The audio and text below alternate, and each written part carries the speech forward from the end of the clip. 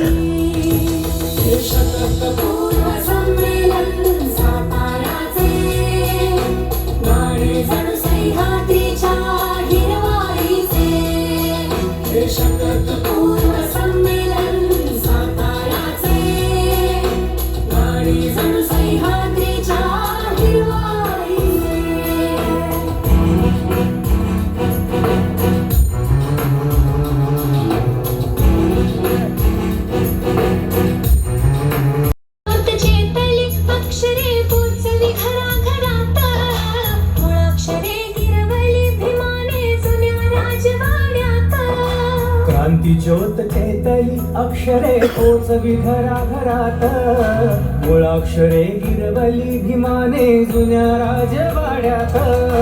विद्येचा वट वृक्ष जणू, विद्येचा वट वृक्ष जणू उन्नतीचा झंझावत. कृष्णे काठी ज्ञान यज्ञ दाखवी वाट तिमिरात.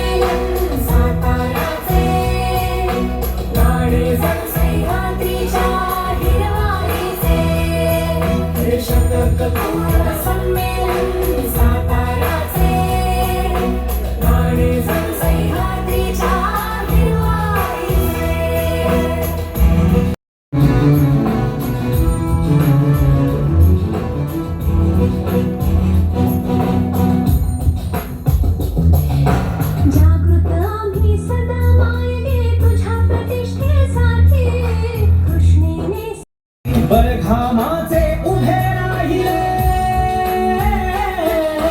बरघामाचे उभे राहिले विद्वानांच्या पाठी. महाराष्ट्र साहित्य परिषद शाखा शाहूपुरी आणि मावळा फाउंडेशन आयोजित अखिल भारतीय मराठी साहित्य महामंडळाचे 99वे अखिल भारतीय मराठी साहित्य संमेलन सातारा हे 1 ते 4 जानेवारीला साताऱ्यात संमेलन होतंय.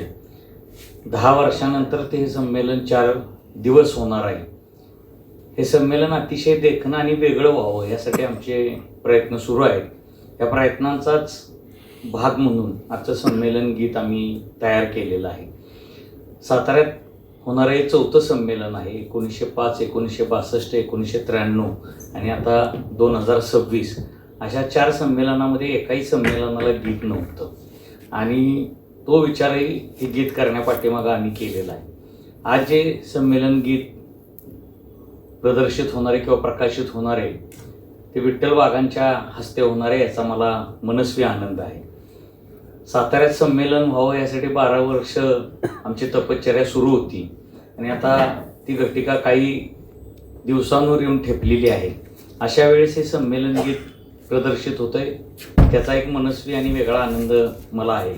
हे संमेलन गीत होतं असताना ते साताऱ्याचं गीत असलं पाहिजे, ते भाषेचं गीत असलं पाहिजे, भाषेसाठी केलेल्या संघर्षाचं गीत असलं पाहिजे। आम्हाला राजधानी आहे, छत्रपती शिवाजी महाराजांची 4थी राजधानी सातारा आहे आणि शेवटची राजधानी ही साताराच आहे। त्यामुळे राजधानीचं प्रतिबिंब त्यामध्ये उमटावं, छत्रपती शिवाजी महाराजांनी भाषेसाठी केलेल्या कार्याचं प्रतिबिंब उमटावं, छत्रपती संभाजी महाराजांनी केलेल्या ग्रंथलेखनाचं प्रतिबिंब उमटावं, सावित्रीबाई फुलेंनी जे काय लेखणीसाठी कार्य केलं त्याचं प्रतिबिंब उमटावं, बाबासाहेब आंबेडकर आमच्या सातारच्या शाळेत शिकले त्याचं प्रतिबिंब उमटावं आणि मराठीवर होणाऱ्या आक्रमणासाठी आम्ही लढायला तयार आहोत, आमचा जिल्हा क्रांतिसिंहांचा आहे, तर क्रांतिकारकांचं सुद्धा प्रतिबिंब त्यामध्ये उमटावं असा विचार आम्ही त्यासाठी करत होतो आणि साताऱ्याच्या बाहेरच्या लेखकाकडून येऊन घेण्याचा तो आमचा प्रयत्न होता, पण ते काही जमलं नाही। आणि सातारचेच एक लेखक राजू मुळे की जे नाटककार सुद्धा आहेत, पत्रकार सुद्धा आहेत, संपादक सुद्धा आहेत, माझे गुरु सुद्धा आहेत, तर त्यांना मी ही कल्पना सांगितली की तुम्ही जर हे संमेलन गीत लिहिलं तर ते खूप चांगलं होईल आणि सातारच्याच मातीच्या लेखकानं जर ते लिहिलं तर त्यामध्ये वेगळेपणा असेल, पण सातारच्या मातीशी ज्याची नाळ आहे त्यानं जर ते गीत लिहिलं तर ते सातारकरांचं गीत होऊन जाईल अशी अपेक्षा त्या पाठीमागे होती। आणि ज्यावेळेस ते गीत तयार झालं त्यानंतर मी महामंडळाचे अध्यक्ष प्राध्यापक मिलिंद जोशी सरांना ते पाठवलं आणि पाठवल्यानंतर त्यांनी वाचल्या अशी उत्स्फूर्त प्रतिक्रिया दिली की एकदम सुंदर गीत झालेलं आहे आणि ग्रामीण भागामध्ये सुद्धा किती गुणवत्ता लपलेली आहे, आपण ती फक्त महानगरांमध्ये शोधतो पण ग्रामीण भागातली गुणवत्ता इतकी जबरदस्त आहे, विनोद उत्तम गीत झालेलं आहे। आणि मग त्यांनी काही सूचना सरांनी केल्या आणि त्या सूचनांचा बदल करून ताबडतोब ते आम्ही तयार केलं गीत आणि मग ते प्रदर्शित करायचं ठरलं की ते संमेलनाचं गीत असल्यामुळे त्याचं प्रदर्शन किंवा प्रकाशन पुण्यात व्हावं आणि ते सरांचीच इच्छा होती की विठ्ठल वाघांच्या हस्ते व्हावं, कारण मातीशी नाळ असलेला विठ्ठल वाघांसारख्या कवीच्या हस्ते जर झालं तर त्या गीताला सुद्धा एक दर्जा प्राप्त होईल, गीताचं सुद्धा ऐतिहासिक महत्त्व अधोरेखित होईल आणि त्या दृष्टीने वाघ सरांनी सुद्धा ह्या कार्यक्रमाला येण्याचं मान्य केलं, त्याबद्दल मी त्यांच्याविषयी कृतज्ञता व्यक्त करतो। राज्याचे सार्वजनिक बांधकाम मंत्री शिवेंद्रसिंहराजे भोसले हे संमेलनाचे स्वागताध्यक्ष आहेत, ते आज येणार होते पण त्यांची प्रकृती ठीक नसल्यामुळे ते आज येऊ शकलेले नाहीत, पण त्यांनी ह्या कार्यक्रमाला स्वागताध्यक्ष म्हणून शुभेच्छा दिलेल्या आहेत। संमेलन गीत ऐकल्यानंतर तुमच्या अंगावर रोमांच उभा राहील आणि मराठी विरुद्ध ज्या काही लढाया सुरू आहेत त्या सगळ्या लढाया आम्ही कसे जिंकू त्याचं प्रतिबिंब सुद्धा तुम्हाला ह्या गीतामध्ये उमटलेलं पाहायला मिळेल आणि कृष्णेचे लोक हे यमुनेपर्यंत जाऊन कसा संघर्ष करतात मराठी भाषेसाठी त्याचंही प्रतिबिंब उमटलेलं आपल्याला दिसेल। राजू मुळेंनीच गायकांची आणि गायिकेची निवड करण्यामध्ये भूमिका बजावली, त्या गायक आणि गायिकांनी सुद्धा उत्तम त्याला न्याय त्या गीताला दिलेला आहे, म्हणजे ऐकल्यानंतरच आपल्या जो सातारकर आहे आणि जो भाषेवर प्रेम करतो असा महाराष्ट्रातला प्रत्येक रसिक हा आनंदून जाईल आणि त्याच्या अंगामध्ये एक उर्मी निर्माण होईल की आपणही भाषेसाठी लढलं पाहिजे, संघर्ष केला पाहिजे। मी या कार्यक्रमासाठी प्राध्यापक मिलिंद जोशी सरांनी, सुनीता राजेंनी पुण्यात उत्तम नियोजन केलं, त्यांचंही या निमित्तानं स्वागत करतो। राजू मुळे आणि गीतकार इथं आहेत त्यांचंही स्वागत करतो आणि माझं प्रस्तावित थांबवतो। खरं तर मला बोलण्याची सवय नाही आहे, त्यामुळे काय जर चूक भूल झाली तर माफ असेल। नाही, माझ्या आयुष्यातला पहिला क्षण आहे माझा इथे असं उभं राहून बोलायचा आणि मला खूप म्हणजे गर्व आहे की मराठी साहित्य संमेलन त्या शतकपूर्व संमेलनाचं हे संमेलन गीत मला साताऱ्याच्या बाजूने मांडता आलं. आणि खरंच मला खरंच गर्व आहे, कारण की मी साताऱ्याचा आहे पण मी आता पुण्यात राहतो, पण सातारकर म्हणून मी गर्व बाळगतो. आणि हे संमेलन गीत मला गाण्याची संधी उपलब्ध करून दिली सरांनी, त्याबद्दल मी खूप खूप त्यांचा ऋणी आहे. आणि बोलणार नाही, फक्त एक ती जी टॅगलाईन आहे तुमच्यासमोर गाऊन दाखवतो. जरूर जरूर. हे शतक पूर्व संमेलन साताऱ्याचे, गाणे जणू सह्याद्रीच्या हिरवाईचे. हे शतक पूर्व संमेलन साताऱ्याचे, गाणे जणू सह्याद्रीच्या हिरवाईचे. आणि अशाच गीताने मी माझी सांगता करतो. थँक्यू धन्यवाद. खरं तर मला आभार मानण्याच्या व्यतिरिक्त काही काम ठेवलेलं नाही विनोद सरांनी. एक तर काय झालंय की मी इथं बसलेल्यांपैकी निम्मे तरी मला ओळखतात आणि मी नियमित गीतकार नाही आहे हे इथल्या निम्म्या लोकांना माहीत आहे. पण कसं आहे की काही गोष्टी की असं करायचं आहे आणि मग ते कोणाकडून करायचं तर ते माझी आठवण काढली जाते. त्याच्याबद्दल मी एकतर विनोद कुलकर्णी सरांचा मी फार आभारी आहे, कारण संमेलन गीत असतं हेच मला त्यांनी बोलवून सांगितलं तेव्हा कळलं. आणि मग आम्ही चर्चेला बसलो की काय काय याच्यामध्ये यायला हवं किंवा काय.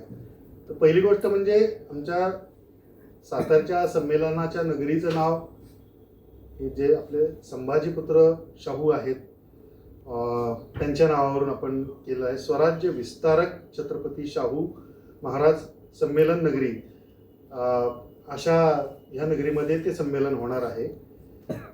तर शाहू महाराज, संभाजी महाराज, शिवाजी महाराज यांचा सगळ्यांचा एक वारसा सातारा जिल्ह्याला लाभलेला आहे. या सगळ्यांची पावलं लाभलेली आहेत साताऱ्याला. तो इतिहास त्याच्यामधून कुठेतरी ध्वनित व्हावा, त्याचा कुठेतरी उल्लेख त्याच्यामध्ये असायला हवा.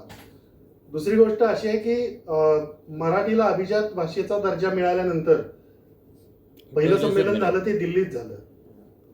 आणि या सन्मानाच्या नंतर म्हणजे मराठीला अभिजात भाषेचा दर्जा मिळाल्यानंतर मराठी मातीमध्ये होणारं पहिलं संमेलन हे स्वराज्याच्या राजधानीत होत आहे.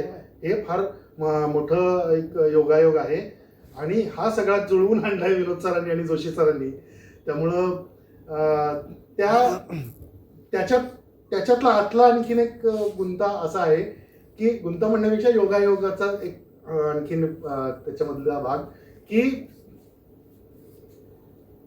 जेव्हा मराठी भाषेला अभिजात दर्जा मिळण्याची जी चळवळ चालू होती ती साताऱ्यातून सुरू झाली. साताऱ्यातून 1,00,000 पत्र पंतप्रधानांना गेली. साताऱ्यातले कार्यकर्ते दिल्लीत जाऊन तिथं धरणे आंदोलनाला बसले. म्हणजे एका बाजूने संशोधनात्मक काम सुरू होतं, त्याच्यावरती रिपोर्ट तयार करण्याचं काम सुरू होतं आणि दुसऱ्या बाजूनी अशा बाजूनी आंदोलनात्मक सुद्धा काम सुरू होतं. ते साताऱ्यातून झालं आणि त्या साताऱ्यात हे संमेलन होणार. हे इतके सगळे योगायोग जुळून आलेले आहेत. त्यामुळं या संमेलनाला गाणं हवंच आणि या सगळ्याचा उल्लेख असणारं गाणं हवं. ही खरंच फार अवघड जबाबदारी होती. आता किती जमलंय मला माहिती नाही, ते परफेक्ट 100% नसणार आहे. त्याच्यामध्ये काही ना काही आता 2-3 ठिकाणं तर मलाच अशी वाटतात की रेकॉर्डिंग झाल्यानंतर मला वाटलं की नाही याच्याऐवजी हा शब्द असता तर बरं झालं असतं, त्याच्याऐवजी तो, असं एक 2-3 ठिकाणी माझं स्वतःलाच वाटते. त्यामुळं तुम्हा सगळ्यांना काही ते परफेक्ट वाटावं असं काही म्हणजे त्याच्यामध्ये इतकं कवी अगदी जे ग्रेट कवी आहेत तसं काही माझ्यामध्ये शोधू नका कृपया. हे जे सातारकर म्हणून मला वाटलं आणि मी मुळात तालवाद्यातला माणूस असल्यामुळे म्हणजे सगळंच थोडं थोडं आहे. बरेच जण मानतात की जॅक ऑफ ऑल ट्रेड आहे वगैरे, त्याचा मराठीत अर्थ एक न धड भाराभर चिंध्या असं. तर तालवाद्य त्यातला एक भाग आहे. त्याच्यामुळं झालंय असं की मीटर मला कळतो आणि त्यामुळं गाणी लिहिता येतात एवढंच माहिती होतं.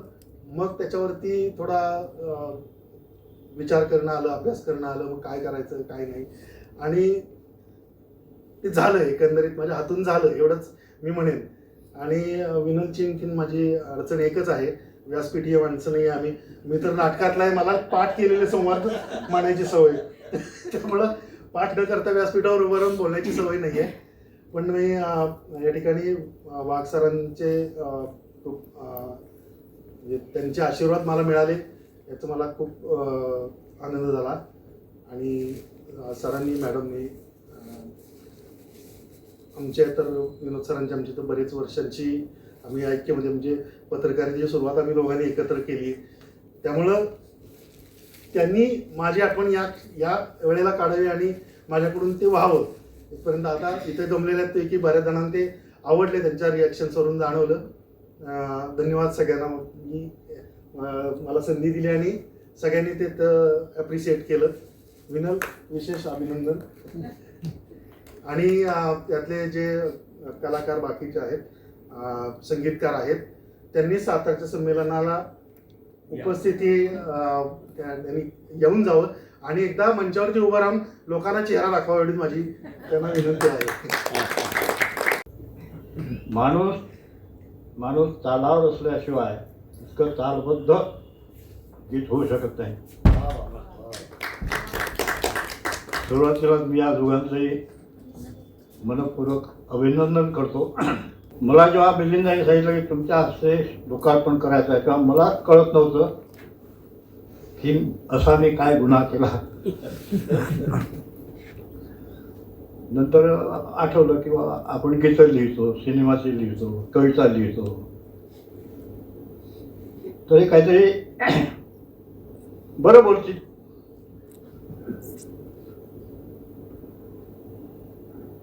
गीत लिहिणं ही वाटते तेवढी सोपी गोष्ट नाही. सिनेमाचं गीत लिहिणं हेही काही सोपं नाही, पण ते एकदा जमू शकतं. याचं कारण असं की मागचा सीन कोणता आहे, पुढचा सीन कोणता आहे, कथा कुठे जाणार आहे, हे सगळं गीत करायला माहीत असतं आणि त्यानुसार तो ती रचना करू शकतो, बांधू शकतो. अर्धं मटेरियल त्याला आपोआप मिळतं. आणि मग सिनेमाचं गीत लिहिणं वेगळं आणि संमेलनाचं गीत लिहिणं ही गोष्ट फार वेगळी आहे. साहित्य संमेलन झालेली इतकी वर्ष झालेली 99 संमेलनं, त्यांची रूपरेखा, त्यांचं कार्य, त्यांचा विस्तार हा एक महासागरासारखा विस्तार असतो. 99 संमेलन, त्याचा आढावा घ्यावा लागतो. दुसरा महासागर उभा असतो, ज्यात आता नुकतेच पोहून आलेले आहेत यशस्वीरित्या. संमेलन स्थळ, त्याचा इतिहास, त्याची परंपरा, त्याचा भवताल, या सगळ्यांना मुठीत पकडणं म्हणजे आता 2 समुद्र झाले. एक महासागराचा, संमेलनाचा महासागर, संमेलनाचा, आणि एक शहराचा महासागर. या 2 संमेलनांना पोहून पार करणं म्हणजे माणसाच्या, त्या कलावंताच्या मनगटात किती बळ लागतं हे लक्षात घ्या. मी या गीताला असं म्हणतो की या दोन्ही महासागरातून एक एक उंजळ घ्यायची आणि ते शब्दातून त्याच महासागराला अर्पण करायची. जसं आपण अर्घ्य अर्पण करतो तसं हे गीत म्हणजे या महासागरांना अर्पण केलेलं अर्घ्य आहे. अर्घ्य आहे. आणि माझी समजूत एकदम खरी ठरवली. गीत पाहिल्यानंतर मी हे म्हणू शकतो, यांनी माझी समजूत खरी ठरवली. काय असतं की इतका विस्तार आहे, इतका व्यापक आहे. आता सातारा म्हटलं तरी किती कलावंत, किती कवी, किती लेखक, किती संशोधक, किती अभ्यासक, त्यातून नेमकं कोणाला पकडायचं, नेमकं कोणाला उचलायचं. जैसे शारदीची चंद्रकळे माझी अमृत कण कोवळे, ते वेचिती मनोमव्वाळे चकोर तलगे. चकोर तलगे, यातून एक एक एक एक एक एक मुद्दा टिपणं हे म्हणजे तारेवरची कसरत असते. आता मी रयत शिक्षण संस्थेचं गीत लिहिलेलं आहे. रयते मधुनी नव्या युगाचा माणुसाचा घडतो आहे, वटवृक्षाच्या विशालतेचा मोह नभाला पडतो आहे. तर हे सगळं पकडताना वाघाला किती सर्कस करायला लागले हे माझं म्हणत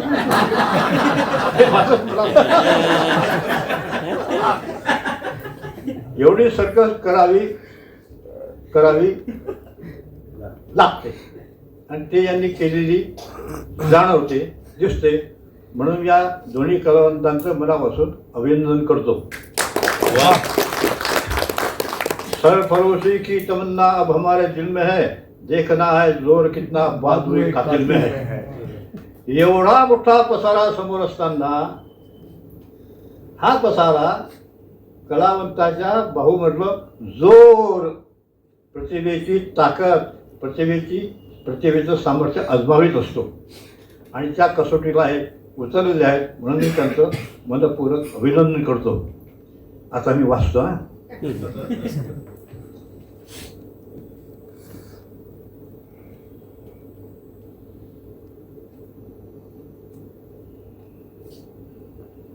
असे गीत लिहिताना झालेली संमेलनं आणि आज होत असलेल्या शहराचा इतिहास, परंपरा, वाङ्मयीन देणे विचारात घ्यावे लागते.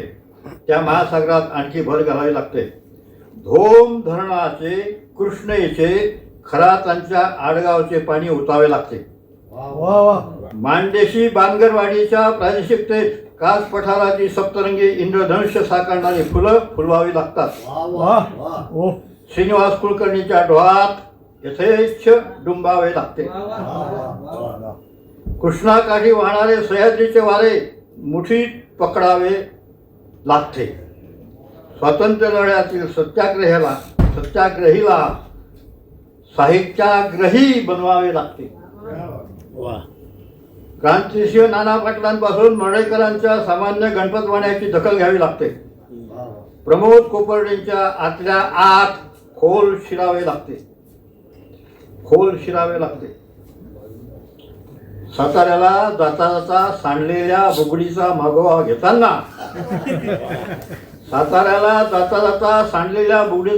घेताना जय जय महाराष्ट्र माझा असे शाहीर साबळ्यांच्या पहाडी आवाजात डब तुणतुण्यावर गावे लागते. मराठी मनाचं हे वैशिष्ट्य आहे. बुगडी,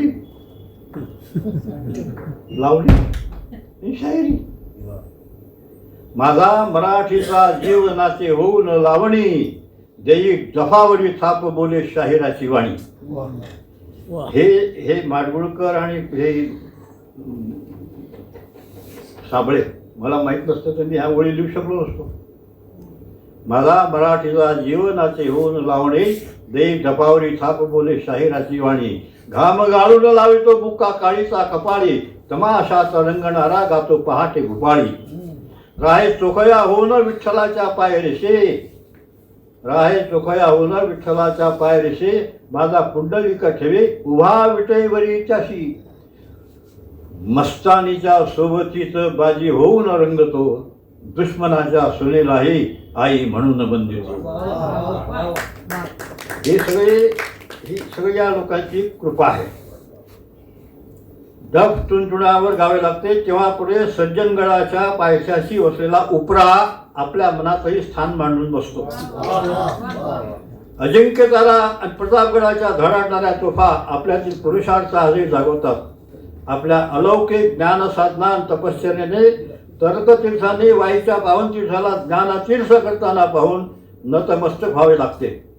दिलीप जगतापांची, तुषार भद्रेंची नाट्य साधना, सविता प्रभणे, चारुशिला साबळे, निळूभाऊंचा जोरकस अभिनय, पाटणेंचं अमुक वक्तृत्व, अरुण गुडबोलेंचं कर्तृत्व आपली सांस्कृतिक उंची वाढवत जाते.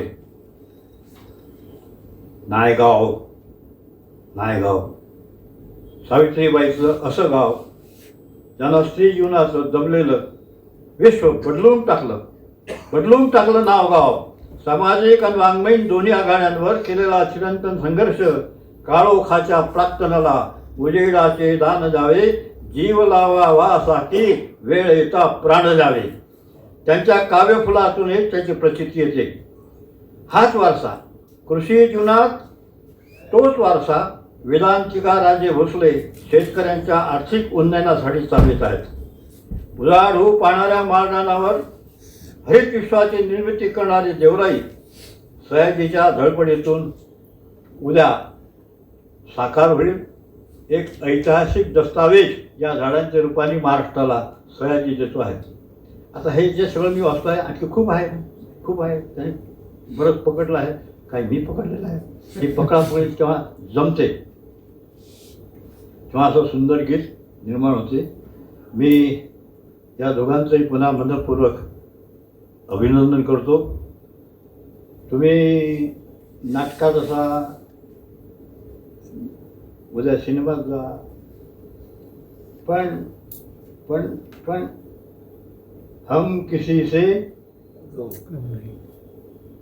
काय म्हणतात ते, हमसे जमाना है जमाने से हम नहीं, हम किसी से कम नहीं. एवढा आत्मविश्वास आपण बाळगून पुढे वाटचाल करावी. मला आपल्या सगळ्या दर्शनाचा, मी विठ्ठल आहे पण दर्शन झालं आपलं योग मिलिंद आणून दिला. त्यांचे आणि महामंडळाचे मी आभार मानतो. थांबतो. आत्ता वाघ सरांनी त्यांच्या भाषणामध्ये सांगितलं की मी बायको समोर बसली असल्यामुळे जास्त बोलत नाही. म्हणजे वाघ देखील बायकोला घाबरतो. हे त्रिकाला बाधित सत्य आहे. आज या संमेलन गीताचं लोकार्पण करायचं ज्यावेळेला ठरलं त्यावेळेला विठ्ठल वाघ सरांचंच नाव डोळ्यासमोर आलं. याचं कारण म्हणजे त्यांनी मराठी कवितेसाठी आणि गीतांसाठी दिलेलं मोठं योगदान. त्यांनी काया मातीत मातीत तिफन चालते ही एकच कविता लिहिली असती, बाकी काही लिहिलं नसतं तरी चाललं असतं. म्हणजे नाचरे मोरा इतकंच काया मातीत मातीत तिफन चालते हे गीत ऐकल्याशिवाय कुठल्याही पिढीला मोठं होता येत नाही. इतकं सरांचं मोठं योगदान आहे. आणि विदर्भातला हा कवी, आणि एक गोष्टीचा आवर्जून उल्लेख केला पाहिजे की काव्यवाचनाची परंपरा रविकिरण मंडळाने सुरू केली. नंतर ती पालखी विंदा करंदीकर, मंगेश पाडगावकर, वसंतराव बापट यांनी खांद्यावरती घेतली. आणि ही पिढी थकल्यानंतर ती पालखी रामदास फुटाणे, फमू शिंदे, विठ्ठल वाघ, अशोक नायगावकर, अरुण म्हात्रे या मंडळींनी घेतली आणि मराठी कविता महाराष्ट्राच्या कानाकोपऱ्यामध्ये पोचवण्याचं काम केलंय. हे सरांचं खूप मोठं योगदान आहे. अनेकदा असं म्हटलं जातं की स्थानमहात्म्य नावाची एक गोष्ट आहे, पण अकोल्यासारख्या ठिकाणी राहून संबंध मराठी जगताला माहीत असलेला कवी म्हणून विठ्ठल वाघांचा उल्लेख केला. कारण त्या मातीचा सुगंध घेऊन आलेली. माझ्या आणि वाघ सरांच्या तर खूप आठवणी आहेत. म्हणजे बार्शीला जे विभागीय साहित्य संमेलन झालं ते विठ्ठल वाघांच्या अध्यक्षतेखाली झालं. त्याच्या आयोजनामध्ये माझा खूप मोठा सहभाग होता. असं इतकं मोठं विभागीय संमेलन मी साहित्य परिषदेचा कार्याध्यक्ष म्हणूनही पुढे पाहिलं नाही. किमान 10,000 आणि अधिक 25,000 ते 30,000 लोक प्रत्येक कार्यक्रमाला उपस्थित होते आणि गावाचा उत्सव असं तसं. आणि अरुण साधू त्यावेळेला साहित्य संमेलनाचे अध्यक्ष होते, तर ते शिवाजीनगरपर्यंत आले. तिथून मी त्यांना गाडीमध्ये घेतलं, मग वाघ सरांना घेतलं. त्यामुळे वाघ आणि साधू दोघांना एकाच वेळी घेऊन प्रवास एक अपवादभूत कार्याध्यक्ष म्हणून माझा उल्लेख करावा लागेल. पण त्याला पार्श्वभूमी अशी आहे की अरुण साधू ज्यावेळेला साहित्य संमेलनाच्या अध्यक्षपदाच्या निवडणुकीसाठी उभे राहिले त्यावेळेला त्यांची गुणवत्ता पाहून आणि त्यांचं वय पाहून वाघ सरांनी स्वतःचा अर्ज मागे घेतला. आणि त्यापूर्वी असं घडलेलं होतं की रमेश मंत्री यांच्या समोर इंदिरा संत ह्या पराभूत झाल्या होत्या. तर माझ्या हसण्यावारी या विनोदी लेखसंग्रहाचं प्रकाशन याच व्यासपीठावरती झालं. त्याला वाघसर असं म्हणाले की संतांना पराभूत करणारे मंत्री तुम्हाला चालतात आणि वाघाला मारणारा साधू चालतं. आणि ती त्यावेळेला महाराष्ट्र टाइम्सची मोठी हेडलाईन झालेली होती. पण ज्यांचं कविता आणि गीत या दोन्ही क्षेत्रामध्ये मोठं योगदान आहे अशा एका कवीच्या हस्ते या संमेलन गीताचा लोकार्पण सोहळा झाला. याचा मला अतिशय आनंद होत आहे. साताऱ्याची ही जी भूमी आहे, एकीकडे सह्याद्रीचे सगळे कडे, अभेद्य असा अजिंक्य तारा आहे. संत वाहते कृष्णामाई, तीरावरल्या सुखदुःखाची जाणीवती जला नाही असं गदिमांनी म्हटलंय कृष्णेविषयी. ती कृष्णा आहे, कोयना आहे, कराडचा प्रीती संगम आहे. आणि नाना पाटलांचं पत्री सरकार दहशत वाटावी असं पत्री सरकार एकीकडे आहे आणि दुसरीकडे एखाद्या संगमरवरी जिन्यावरून एखाद्या रूपसुंदर राजकुमारीने पायामध्ये चांदीचे चाळ बांधून संगमरवरी जिन्यावरून खळखळ असा आवाज करत खाली यावं, इतकं नादमाधुर्य ज्यांच्या वक्तृत्वाला होतं असे प्राचार्य शिवाजीराव भोसले. अशी दोन टोकं, एक कठीणपणाचं आणि एक दुसरं मृदूपणाचं. त्यामुळं अशा मातीमध्ये होत असलेल्या संमेलन गीताच्या उद्घाटनाला विठ्ठल आणि वाघ यासारखं नाव धारण केलेला प्रमुख पाहुणा लाभणं ही फार महत्वाची गोष्ट आहे असं मला वाटतं. सरांनी मगाशी सांगितलं की कविता लिहिणं हे जसं सोपं नाही, गीत लिहिणं हे सुद्धा तितकंच अवघड आहे आणि त्यामुळं आपल्याकडे कवी की गीतकार असा एक भेद केला जातो, पण तसा करण्याचं काही कारण नाही. कारण उत्तम गीत हे उत्तम कविता असल्याशिवाय ते लोकांच्यापर्यंत पोचत नाही आणि त्यामुळं कवितेसाठी शब्द, सूर, ताल, लय या सगळ्या गोष्टींची आवश्यकता असतेच आणि गीतासाठी ती प्रकर्षाने असते आणि त्यामुळं शेवटी या प्रकारच्या संमेलन गीतांची आवश्यकता काय असा सुद्धा एक प्रश्न उपस्थित होऊ शकतो. पण मला नेहमी असं वाटतं की कुठलीही संस्था असो, कुठलाही समारंभ असो, संमेलन ही एक संस्थाच झाली आहे कारण गेली 100 वर्ष अव्याहतपणे आता ती वाटचाल करत आलेली आहे. कुठल्याही संस्थेच्या बाबतीमध्ये बोधवाक्य, बोधचिन्ह आणि त्या संस्थेचं गीत या 3 गोष्टी म्हणजे त्या संस्थेचा आत्मा असतात. कारण त्या संस्थेची एकूण विचारतंत्र या 3 गोष्टीमध्ये प्रतिबिंबित झालेली असतात. म्हणून आपण या गीतांचा प्रभाव किती आहे, वंदे मातरमला 150 वर्ष पूर्ण होत आहेत म्हणून आपण आता तो सगळा काळ साजरा करतोय. पण वंदे मातरम या गीतामध्ये केवढी मोठी ताकद होती की माणसं सर्वस्वाचा होम करून देशाच्या स्वातंत्र्यासाठी लढायला तयार झाली. हे गीताचं सामर्थ्य आहे. मग राष्ट्रसेवा दल असो, राष्ट्रीय स्वयंसेवक संघ असो, कुठल्याही संघटना असो, प्रभात फेऱ्यापूर्वी निघत असत, ती गीतांच्या तालावरती निघत असत. तर गीत हे सर्वसामान्य लोकांना त्या घटनेमध्ये सामावून घेण्याची एक मोठी शक्ती असणारी एक प्रेरक शक्ती म्हणून आपल्याला त्याच्याकडे पाहावं लागेल आणि त्यामुळं गीत हे महत्त्वाचं आहे. आणि ज्यावेळेला संमेलन होत असलेल्या ठिकाणचं गीत आपण करायचं ठरवलं त्यावेळेला एक भाग होता की त्या गीताला त्या मातीचा सुगंध असणं फार महत्त्वाचं. कारण काय, त्या मातीचा सुगंध असेल तरच त्या गीतामध्ये एक प्रकारचा जिवंतपणा येईल. आम्ही पुण्या मुंबईमधल्या काही नामवंत कवींना विचारलं, त्यांच्याकडून लिहूनही घेतलं, पण त्याला शुद्ध मराठीमध्ये अभिजात मराठी सांगायचं तर तो फील आला नाही त्याच्यामध्ये आणि त्यामुळं आम्हाला सांगावं लागलं की क्षमा करा आता आम्ही. पण ज्या वेळेला विनोद कुलकर्णी यांनी राजू मुळे यांच्याकडून गीत लिहून घेऊन पाठवलं, हे वाचल्यानंतर माझ्या डोळ्यामध्ये अक्षरशः आसू उभी राहिली आणि मी तत्क्षणी विनोदला फोन केला की हे हा खरा साताऱ्याच्या मातीचा सुगंध आहे आणि तो या गीतामध्ये उमटलेला आहे.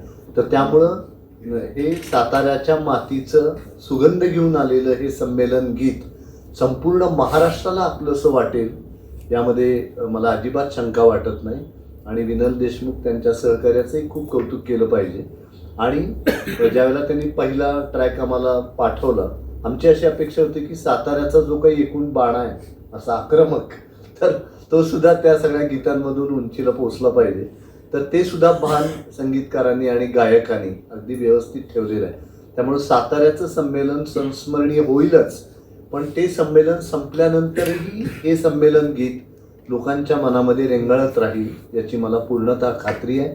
आणि विनोद कुलकर्णींनी ज्या कल्पकतेने साताऱ्याच्या संमेलनाचं सगळं आयोजन करायचं ठरवलं आहे ही मला खूप महत्त्वाची गोष्ट वाटते. कारण अभिजात भाषेचा दर्जा मराठीला मिळाल्यानंतर मराठी मातीमध्ये होत असलेलं हे पहिलं अखिल भारतीय मराठी साहित्य संमेलन आहे आणि त्यामुळं या संमेलनाविषयीची एक वेगळी जाणीव ही सामान्य मराठी माणसांच्या मनामध्ये आहे. तर त्या सगळ्या त्यांच्या संवेदनेला न्याय देणारे हे गीत राजू मुळे आणि त्यांच्या सर्व सहकार्यांनी तयार केलं, त्याबद्दल मी त्यांना मनपूर्वक धन्यवाद देतो. आणि या गीतामुळे जो सातारा जिल्ह्याचा इतिहास आहे तो सुद्धा नव्याने मराठी साहित्य रसिकांच्या समोर येईल आणि त्या इतिहासाला सुद्धा उजाळा मिळेल. इतक्या उत्तम पद्धतीने त्यांनी ते सगळं गीत लिहिलेलं आहे. मी त्यांना मनपूर्वक धन्यवाद देतो. आणि असे कल्पक उपक्रम राबवल्याबद्दल विनोद कुलकर्णी यांचं सुद्धा टाळ्या वाजून मनपूर्वक कौतुक केलं पाहिजे. तिथे म्हणाले नाही मला संमेलन गीत करायचंच आहे. आणि म्हणजे काही विनोद नसतो. आणि मुळात असं सगळं होत असताना काही विनोद घडणार नाही याची त्यांनी गांभीर्याने काळजी घेतली. त्यामुळे ती सुद्धा खूप महत्वाची गोष्ट आहे. मी त्यांना मनपूर्वक धन्यवाद देतो. आणि दिल्लीच्या संमेलनाच्या वेळी ताराबाई असं म्हणाले होते की 100ला 2 कमी. ते लोकसाहित्याची जी भाषा होती त्याला सगळ्यांनी खूप टाळ्या वाजवल्या होत्या, कारण आपण आता ही भाषा वापरत नाही 100ला 2 कमी वगैरे. आणि या गीतामध्ये शतकपूर्व हा शब्द आलाय आणि तो इतक्या लाघवीपणे आलाय की गुणगुणावासा वाटतोय तो. तर ह्या राजू मुळे यांनी हे गीत लिहिले, विनलनी गायले. तर मी पहिल्यांदा तुमचं आणि तुमच्या संपूर्ण टीमचं मनापासून आभार मानते. दुसरी महत्त्वाची गोष्ट म्हणजे मगाचपासून आपण या गाण्याबद्दल बोलतोय, संमेलनाबद्दल बोलतोय. तर ते संमेलन ज्यावेळी सगळ्या लोकांचं होतं, म्हणजे जिल्ह्याचं होतं. जिल्ह्यामध्ये आता संमेलनाचं एवढं वातावरण आहे की प्रत्येक साहित्यिकाच्या गावावरून ज्योती येणार आहे, मोठी ग्रंथदिंडी निघणार आहे. म्हणजे ते जे वातावरण असतं भरलेलं. आणि आपल्या सगळ्यांच्या लक्षात एक गोष्ट आली असेल की किती गोष्टी यातून बाहेर पडत असतात. म्हणजे गीतामधून एखाद्या जिल्ह्याचं महत्त्व लोकांना समजणं, स्मरणिकेच्या माध्यमातून जिल्हा माहीत होणं. म्हणजे साताऱ्याला ऐतिहासिक परंपरा आहे, राजकीय परंपरा आहे, साहित्यिक परंपरा आहे, सांस्कृतिक परंपरा आहे. या सगळ्या गोष्टी आहेत, पण ह्या आपण कधी एकत्रितपणे बघत नाही तिथे. माझा जिल्हा आहे त्यामुळं मला तर या गोष्टीचा अभिमान आहेच, पण अनेक नवीन नवीन गोष्टी आपल्याला कळत आहेत. आणि आत्ता व्यासपीठावर 2 गाणी झाली असं मला वाटतं. जे सरांनी तर उल्लेख केला असतो की हे एक गाणं तर उत्तमच झालंय जे संगीतबद्ध झाले, पण दुसरं गाणं आपल्याला विठ्ठल वाघांच्या भाषणातून मिळाले. म्हणजे कितीतरी गोष्टी, कास पठार आणि सगळ्या गोष्टी, कितीतरी लेखकांचा उल्लेख त्यांनी केलाय. उपराचा उल्लेख झाला, गदिमांचा उल्लेख झाला, खरातांचा उल्लेख झाला. कितीतरी गोष्टी आपल्याला त्यांच्या भाषणातून मिळाल्या. आणि सर जसं म्हणाले तशी त्यांनी संहिताच आपल्याला लघुपटाची दिली आहे. मी सर आपलंही मनापासून आभार मानते.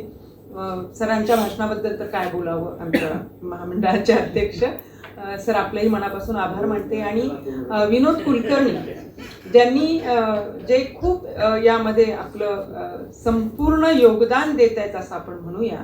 म्हणजे त्यांनी अभिजात भाषेच्या दर्जासाठी योगदान दिले, आत्ता संमेलनासाठी. म्हणजे मला संमेलन करायचंय ही जी काही त्यांची भरलेपणाची जाणीव होती आधीपासून, 12 वर्षाची जी तपश्चर्या होती, आणि आता मला ते उत्तम करायचंय. म्हणजे तोंडातून एखादा शब्द बाहेर पडला की करूया, ही जी काही त्यांची भूमिका आहे ती अतिशय म्हणजे नाहीतर आम्ही आता सगळे संयोजक बघतो, आपल्याला अनेक संमेलनं झालेली पण आपण बघितली असतील, आपल्याला कुणावर टीका नाही करायची, पण हे उत्तम करायचे ही जी भावना एखाद्या संयोजकामध्ये असणं ही फार महत्त्वाची गोष्ट मला वाटते.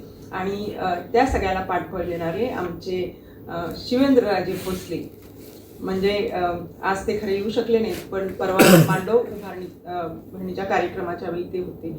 म्हणजे इतका सकारात्मक माणूस आपल्या पाठीशी आहे. आणि तुम्ही हवं ते करा, मी तुमच्या पाठीशी आहे असं म्हणणं ही फार मोठी गोष्ट असते.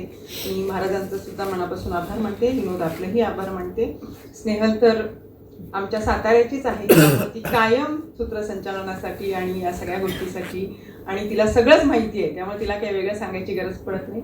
आज आमचे साहित्य परिषदेचे कार्यवाह मृणालिनी कानिटकर असतील, प्रमोद आडकर सर असतील, आमचे शिरीष चिटणीस आहेत, तेही या ठिकाणी उपस्थित आहेत. आमचे पुणे जिल्हा प्रतिनिधी राजन लाखे सर आहेत जे कवी कट्टा सांभाळतात, केशव देशमुख आहेत, आमचे शेख सर आहेत.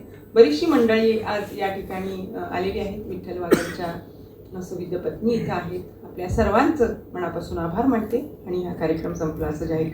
आणि आमचे सातारकर आज इथे मोठ्या संख्येने उपस्थित आहेत. आपल्या सर्वांच्या हां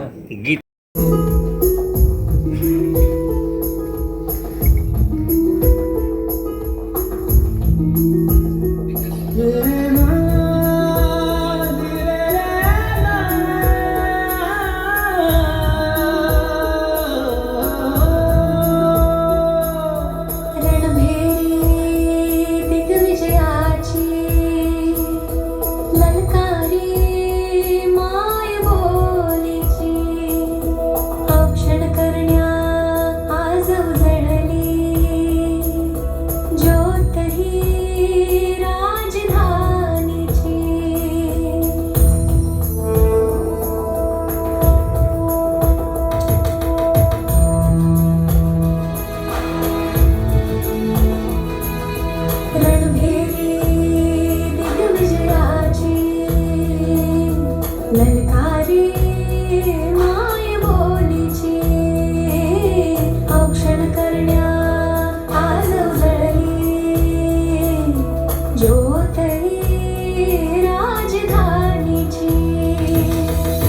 दशकपूर्व संमेलन साताऱ्याचे गाणे जणू सह्याद्रीच्या हिरवाईचे दशकपूर्व संमेलन साताऱ्याचे गाणे जणू सह्याद्रीच्या हिरवाईचे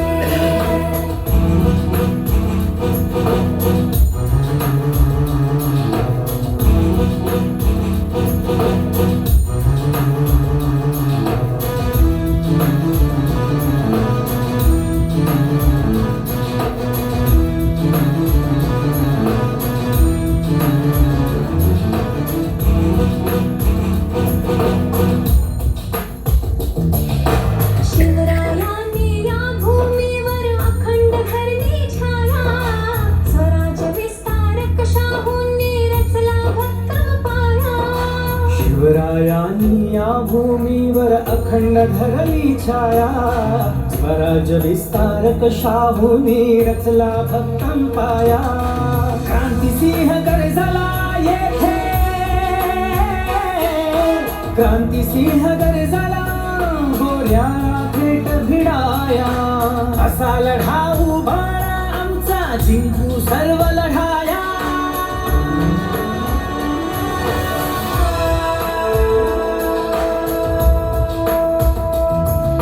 शिवशंभूंच्या सृजनाची राजकोश अनग्रंथांची घेऊन आण आज उजळली ज्योत ही राजधानीची दशकपूर्व संमेलन साताऱ्याचे गाणे जणू सह्याद्रीच्या हिरवाईचे दशकपूर्व संमेलन साताऱ्याचे गाणे जणू सह्याद्रीच्या